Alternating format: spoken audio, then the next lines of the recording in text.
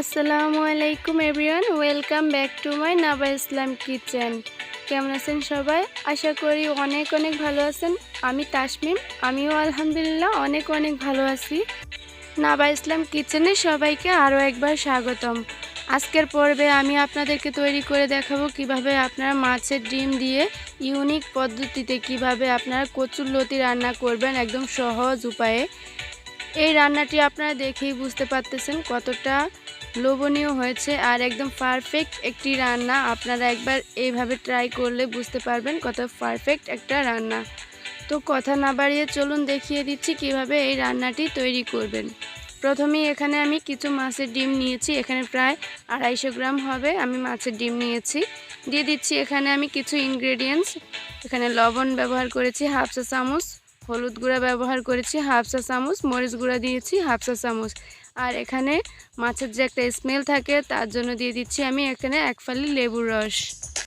আর এই লেবুর রসটা দিয়ে মাছের ডিমটা ম্যারিনেশন করলে খেতে কিন্তু সুন্দর একটা টেস্ট আসে। তো আমি এগুলো দিয়ে আমি হাত দিয়ে ভালোভাবে একটু মাখিয়ে নিচ্ছি মশলাগুলো, আর আমি এটা 10 মিনিটের জন্য রেস্টে রেখে দিব।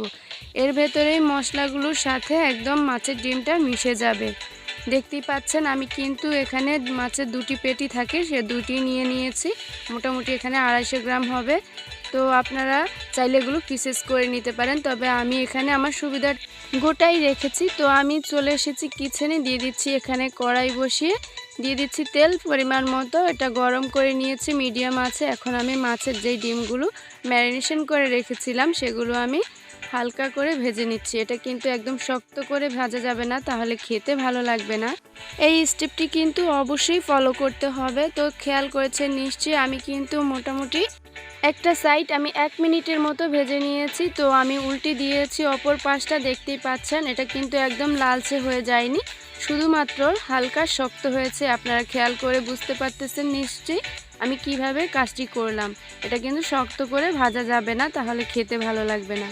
তো ওই তেলে আমি আবারও কিছু তেল অ্যাড করে দিয়ে দিচ্ছি আমি বড় সাইজের একটি পেঁয়াজ কুচি নিয়েছি। আমি পেঁয়াজ কুচিটা মোটামুটি আমি একটু লালচে ব্রাউন কালার হয়ে আসলে এখন দিয়ে দিচ্ছি কিছু ইনগ্রেডিয়েন্টস। তো আমি এখানে মোটামুটি ভরে ভরে 1.5 চা চামচ হবে নিয়েছি রসুনের পেস্ট, আমি হাফ চা চামচ দিয়েছি আদার পেস্ট, আর আমি জিরে ধনিয়ার গুঁড়া দিয়েছি আমি 1 চা চামচ পরিমাণ। খেয়াল রাখবেন এখানে কিন্তু খুব বেশি জিরা ধনিয়ার গুঁড়া ব্যবহার করা যাবে না।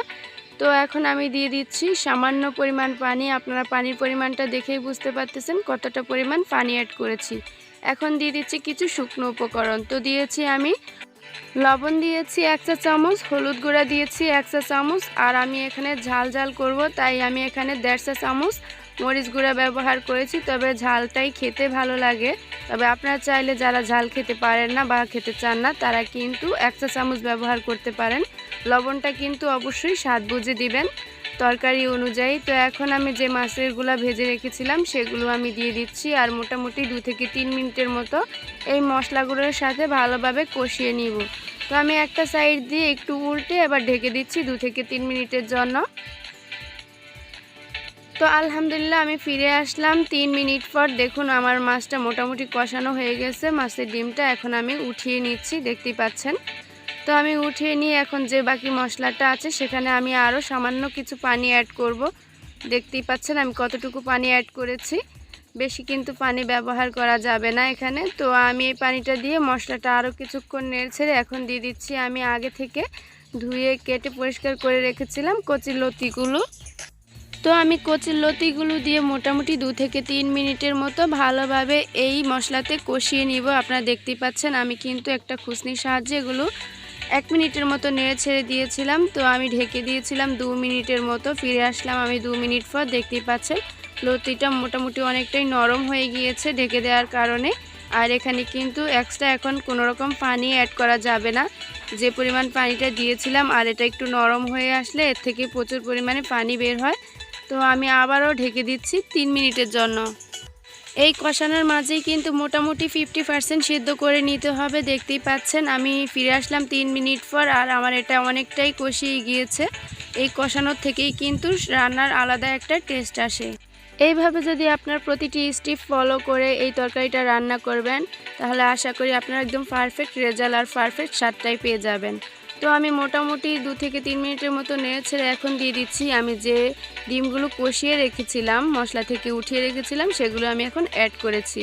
দেখতেই পাচ্ছেন। তো আমি একটু খুসনির সাহায্যে এগুলো একটু পিসেস করে নিচ্ছি। তবে আপনারা চাইলে এটা গোটাও রাখতে পারেন বা আরও ভেঙে ছোট করে দিতে পারেন। তবে আমি আমার ইচ্ছে মতোই এটা করলাম। আপনারাও কিন্তু এই স্টেপটি আপনাদের ইচ্ছে মতো করতে পারেন।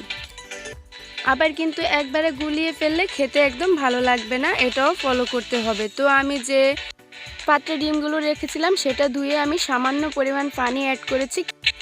খেয়াল করেছেন নিশ্চয়ই আমি এখানে কতটুকু পানি অ্যাড করেছি। তো আমি এখন এটা একটু নেড়ে ছেড়ে ঢেকে দিচ্ছি আমি প্রায় 5 মিনিটের জন্য। তো আলহামদুলিল্লাহ দেখুন আমি ফিরে আসলাম প্রায় 5 মিনিট পর, আর আমার লতিটা এখন মোটামুটি 80% সেদ্ধ হয়ে গিয়েছে। আপনারা দেখেই বুঝতে পারতেছেন এটা কতটা লোভনীয়ভাবে সিদ্ধ হয়েছে, একদম সফটভাবে মোটামুটি 80% সেদ্ধ হয়ে গিয়েছে। তো আমি এখানে সামান্য পরিমাণ পানি অ্যাড করেছি, মোটামুটি 1 কাপ পরিমাণ হবে। এখন আর কোনো কাজ নেই, মোটামুটি আমার কাজ 80% কমপ্লিট হয়ে গিয়েছে। তো আমি একটু নেড়ে ছেড়ে আবারও ঢেকে দিচ্ছি আর বলক আসা পর্যন্ত অপেক্ষা করব। তো এরপর যে আমি লবণটা দেখেছি আমার এখানে আরও একটু লবণ অ্যাড করতে হবে, তো আমি লবণটা অ্যাড করেছি, অবশ্যই আপনারা এটা খেয়াল করবেন। আর দিয়ে দিচ্ছি আমি কয়েক টুকরো কাঁচামরিচ ফালি, এটা কিন্তু ফ্লেভারের জন্য, আর দেখতেও কিন্তু ভীষণ সুন্দর লাগে।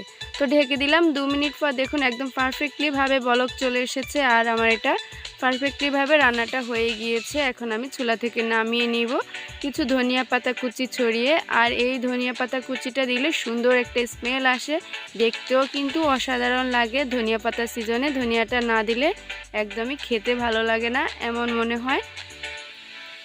তো আমি চুলাটা অফ করে 10 মিনিট পর একটু ঠান্ডা হয়ে গিয়েছে, এখন একটু সার্ভ করে দেখিয়ে দিচ্ছি এটা কতটা পারফেক্ট একটা রেসিপি। আপনারা অবশ্যই একবার এভাবে বাসায় ট্রাই করতে পারেন, আর ট্রাই করলেই বুঝতে পারবেন কতটা পারফেক্ট একটি রান্না।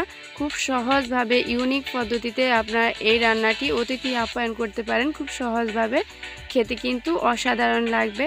ভালো লেগে থাকলে চ্যানেলটি সাবস্ক্রাইব করার অনুরোধ রইল। অবশ্যই একটি লাইক দিয়ে যাবেন, কমেন্ট করে জানাবেন কেমন হয়েছে। আজকের মতো এখানেই বিদায় নিচ্ছি। আল্লাহ হাফেজ।